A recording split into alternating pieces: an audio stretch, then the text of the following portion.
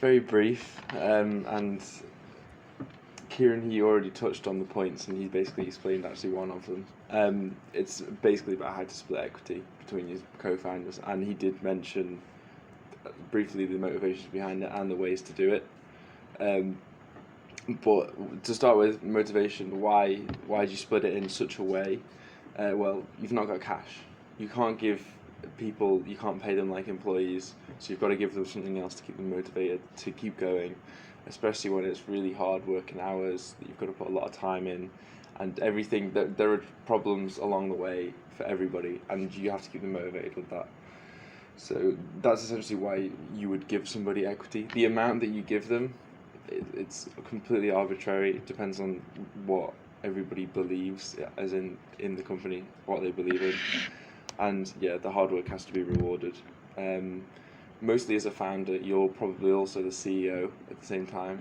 So one of the CEO has to decide who's going to get what percentage of equity, and they have to act like a nominated officer, which is like the person who deals with all the shares, and they split it accordingly. Trying to do this. Yeah, alright. Yeah, so he did mention vesting in cliffs. So vesting in cliffs, you've got just equity vesting and then cliff vesting. Equity vesting is, as he said, instead of giving a percentage of equity like here you go, his 50%, 10%, whatever, you give it to them like a paycheck, but instead of cash, it's equity. So it's like, oh, well, you've worked for this long, here's your agreement, you get 2% this month, 2% next month. It's probably quite high. But yeah, you're working and you're getting equity like a paycheck, like you would for, instead of getting paid. You can do this as well as cash. I know a lot of directors big up in companies, and they get, instead of getting equity, they get options, and they also get cash as well, just to feel like they've got that bit more equity and they're more motivated because they feel like, okay, well, the work that I'm doing is actually directly benefiting me as a person to work for this company as well. But sometimes that doesn't always work. They might need a bit more motivation. In the end, they might just go and work on their own. They might go and work somewhere else and work at their own company. But it's it's something that you still have to do and give equity to keep them that bit more motivated. And as Kieran said, cliff vesting, instead of paying them in, say, a paycheck, again, every month, every year, whatever, cliff vesting is where you keep them motivated for a certain amount of time by only giving them the equity, say, after 4 years, 5 years, 6 years, and you agree, you tell them, like, I'm only going to give you this equity if you work for me for this long. And so it's kind of a double-edged sword. So you might get people that will just work for that 4 years just so that they get that equity, and then they'll just go somewhere else. But then it also means that they're willing to work for you for that period of time versus maybe just going somewhere else and doing something else instead. But yeah, that's cliff vesting. Does that work? Yeah. So offering equity to not only co-founders but the first employees itself is quite important, because it's fundamentally you don't have enough cash really to pay them, so you sort of offer equity. But at the end of the day, you want your motivation or your vision to be aligned, so that it actually keeps them motivated to work those amount of hours. And it goes without saying, it might sound obvious, but I think early employees should get more equity than later employees, and there are a couple of reasons for that. When the later employees get more equity than the early employees, the early ones might get devalued regardless of the value they are actually offering or they have been offering for a certain amount of time for the company itself. And there is no perfect number that you can say that if you give this percentage to a co-founder or a first employee, it's gonna keep them motivated enough to keep going.